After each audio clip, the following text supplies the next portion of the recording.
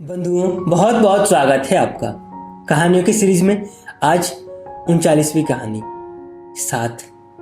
आइए सुनाता हूं आपको मैंने अपनी इस कहानी में क्या लिखा है। ठीक है। जिसने भी कहा है सही कहा है। जब बोया बबूल है तो आम कैसे फल सकता है। जवानी उम्र का ऐसा पड़ाव जहां सब गलत सिवाय खुद के। उन दिनों पसंद भी वही लोग होते जो अपनी हाँ में हाँ मिलाते, बाकी सब जल रहे होते अपनी तरक्की से।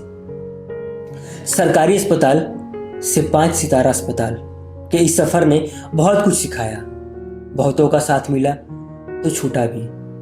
छूटने वाले अपने करीबी रिश्तेदार थे। अपने लोग छोड़े तो पैसों पर ध्यान टिका। पराए लोग हित मित्र बने। वही बात है, 2 तरह के लोग होते हैं, एक पहचान बनाते हैं तो एक पैसा। पर एक बात है, पैसा कम हो चलेगा, पर पहचान अच्छी और बहुत होनी चाहिए। पर उस जवान उम्र और पैसों की जरूरत ने इस बात की खबर लगने ही कहाँ दी। अपने जीवन के शायद समस्त वसंत को खर्च करके शिवम बाकी के बचे कुछ आखिरी पल के साथ अस्पताल के बिस्तर पर लेटा था। उम्र ने परपोते तक का चेहरा दिखा दिया था तो और अब कुछ इच्छा बची नहीं थी। पर अस्पताल के बिस्तर पर लेटे अपनी अंतिम सांसें गिन रहा शिवम। उसके पास उसके साथ अगर कोई था तो बस उसकी छूटती सांसें। घर वाले तो अब देखने भी नहीं आते। नर्स और डॉक्टर के भरोसे सब कुछ था। पर शिवम किसी पर दोष नहीं लगाता।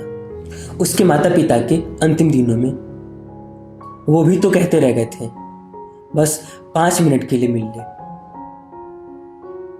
पर पैसों की भूख ने कहां मिलने दिया था। अब बच्चे भी तो ही करेंगे ना जो उन्होंने देखा है, तो दोष भला क्यों दे बच्चों को। मैं भी तो बच्चा था ना। बस थोड़ी सी शिकायत है खुद से।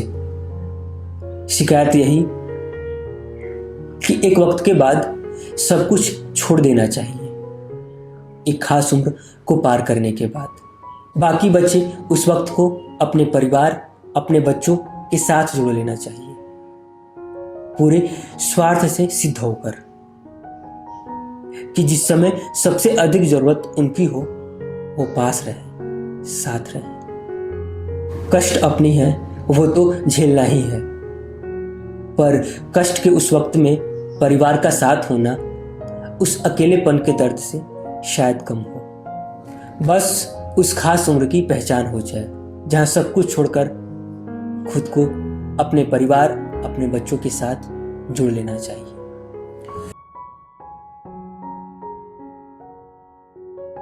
कहानी हो गई पूरी। करना आपको क्या है, आपको पता है। बिल्कुल कमेंट करिए और बताइए कैसे लगी आपको मेरी छोटी सी लिखी कहानी साथ। कैसे अंतिम समय में परिवार ने साथ छोड़ दिया था। छोड़े भी क्यों नहीं, क्योंकि उसने सीखा ही यही था।